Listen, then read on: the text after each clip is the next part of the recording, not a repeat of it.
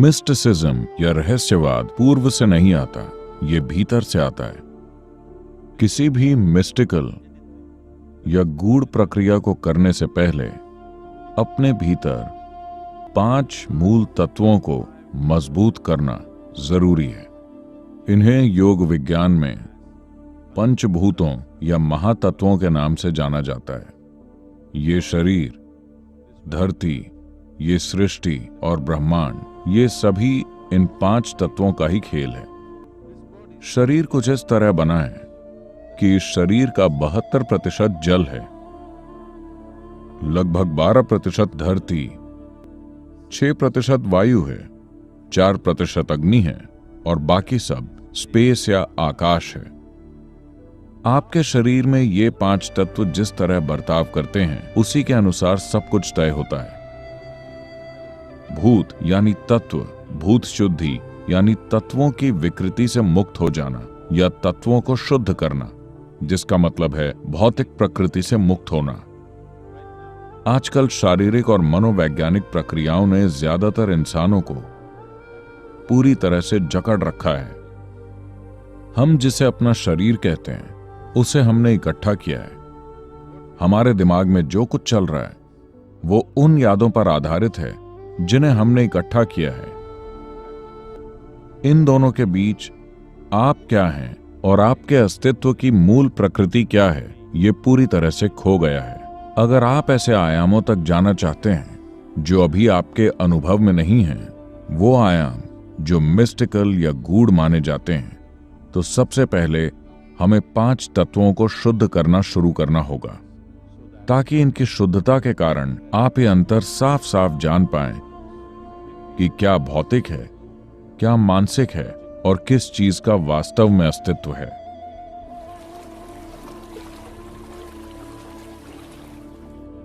आज ठोस सबूत मौजूद हैं जो बताते हैं कि पानी की भी अपनी याददाश्त होती है। पानी के स्रोत के आसपास जो कुछ भी होता है वो किसी न किसी तरह जल के अणुओं में स्टोर हो जाता है। पानी को कुछ लोग फ्लूइड कंप्यूटर भी कह रहे हैं। इन 5 तत्वों में जल का सबसे ज्यादा महत्व है, क्योंकि इस शरीर में 72% जल है। अगर हम पीने वाले पानी पर पर्याप्त ध्यान दें, बात केवल पानी के साफ होने या बैक्टीरिया से मुक्त होने वगैरह की नहीं है, पर इसे कैसे रखा गया है।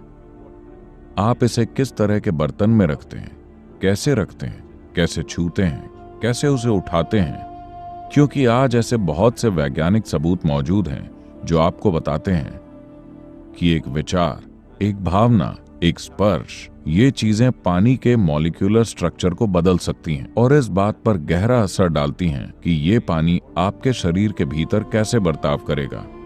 आपको समझना होगा कि ये कोई सामान या वस्तु नहीं है।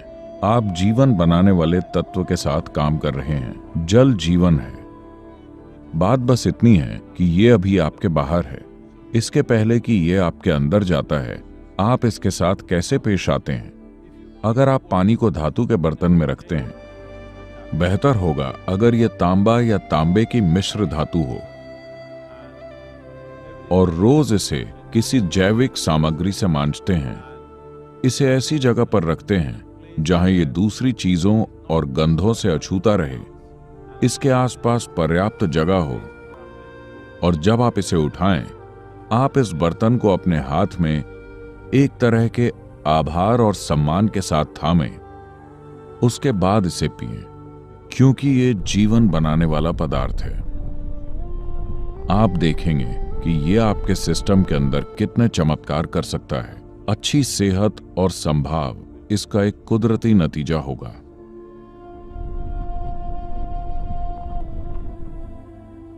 आप जिस मिट्टी पर चलते हैं उसकी अपनी एक समझ और याददाश्त है। तो भले ही आप किसी कंक्रीट जंगल में रहते हों, ये जरूरी है कि आप उस धरती के साथ संपर्क में रहें जिस पर आप रहते हैं। अपने लिए कुछ ऐसे तरीके बनाएं जिससे आप उस मिट्टी के, धरती के उस भाग से संपर्क बनाएं जिस पर आप रहते हैं। अपने नंगे हाथों और पैरों से, विशेष रूप से हथेलियां और पैर के तलवे, अगर वो रोज धरती के संपर्क में आते हैं, भले ही कुछ मिनटों के लिए, तो आपके शरीर में एक तरह का तालमेल आ जाएगा, सिर्फ धरती के संपर्क में रहने से। अगर आप अपने बगीचे में नंगे पैर कुछ मिनट बिता सकें, पेड़ पौधों को अपने हाथों से छुएं, क्योंकि यही आपके जीवन का आधार है। हर जीवन, आपका और दूसरे सभी जीवों का जीवन इस धरती से उपजा है। इसके संपर्क में रहें और अपने अंदर तालमेल लाएं।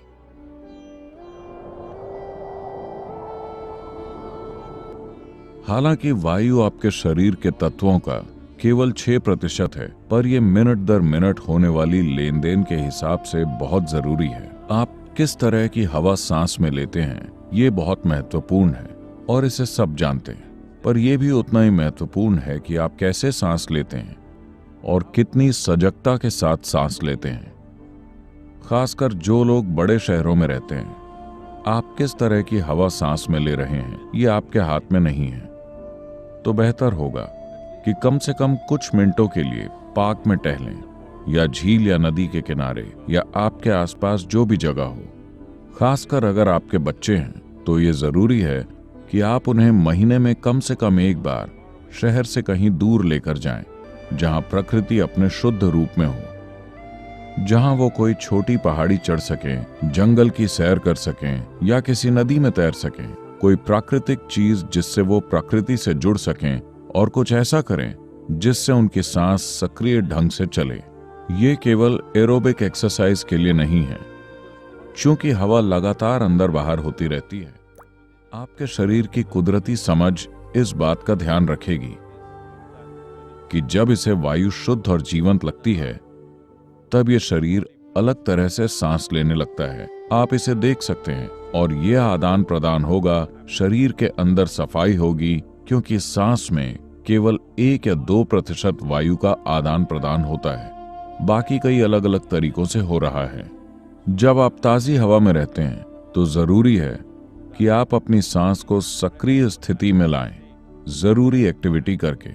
आपको बहुत ज्यादा थकाने वाली एक्टिविटी नहीं करनी है, बस आपकी सांस गहरी होनी चाहिए, सामान्य से थोड़ी गहरी। कुछ समय तक सांस ऐसी होनी चाहिए।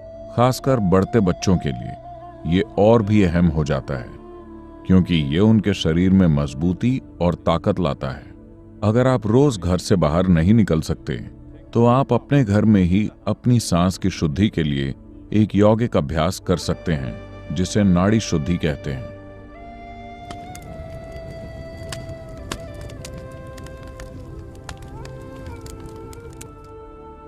आपके शरीर के 5 तत्वों में 4% अग्नि होती है। आपके भीतर कैसी अग्नि जलती है?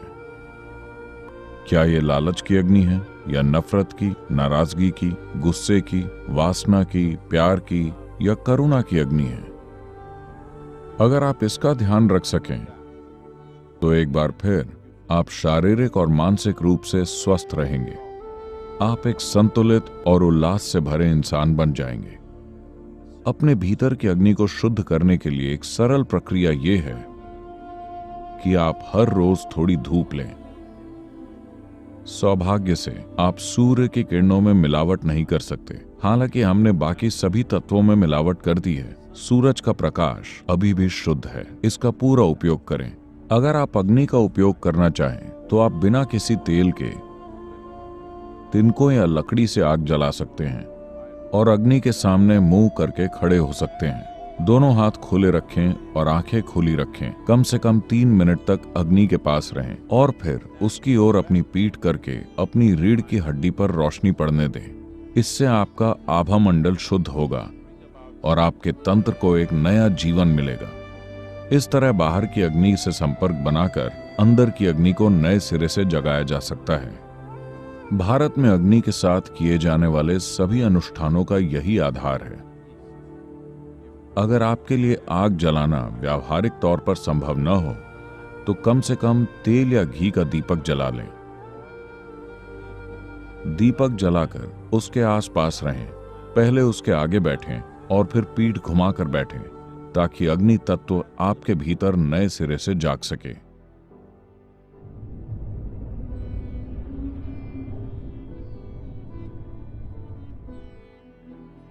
पांचवा और सबसे अधिक विस्तार रखने वाला तत्व है आकाश या एथरिक स्पेस। इसमें खास तरह की प्रज्ञा होती है। आकाशीय प्रज्ञा आपके अंदर कैसे पेश आती है, उसी से आपके जीवन की प्रकृति तय होती है। आपके जीवन की प्रकृति, क्वालिटी और शक्ति इसी बात से तय होगी कि इस आकाशीय प्रज्ञा तक आप कितनी पहुंच पा सकते हैं। जैसा कि मैंने कहा, 5 तत्वों में यह तत्व सबसे अधिक विस्तार वाला है, मतलब इसकी कोई सीमा नहीं है। पानी केवल उतना ही है, केवल उतनी ही वायु है, उतनी ही धरती है, उतनी ही अग्नि है। पर आकाश एक असीम संभावना है। अगर इस असीम संभावना तक आप पहुंच बना सकें तो आपका बोध और समझदारी दोनों बढ़ सकते हैं। आकाश या आकाशीय प्रज्ञा तक पहुंच को बढ़ाने के लिए आप एक आसान सी प्रक्रिया कर सकते हैं।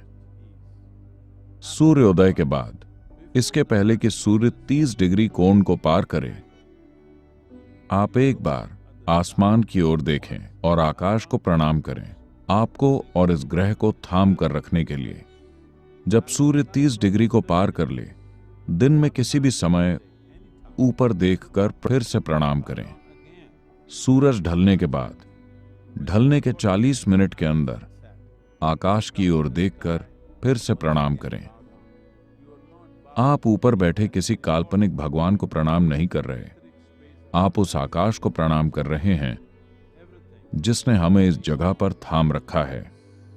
अगर आकाश आपकी जीवन ऊर्जा को सहयोग देने लगे तो जीवन जादुई तरीके से घटित होगा। आपके पास एक ऐसी समझ आ जाएगी जिसके बारे में आपने कभी सोचा भी नहीं होगा।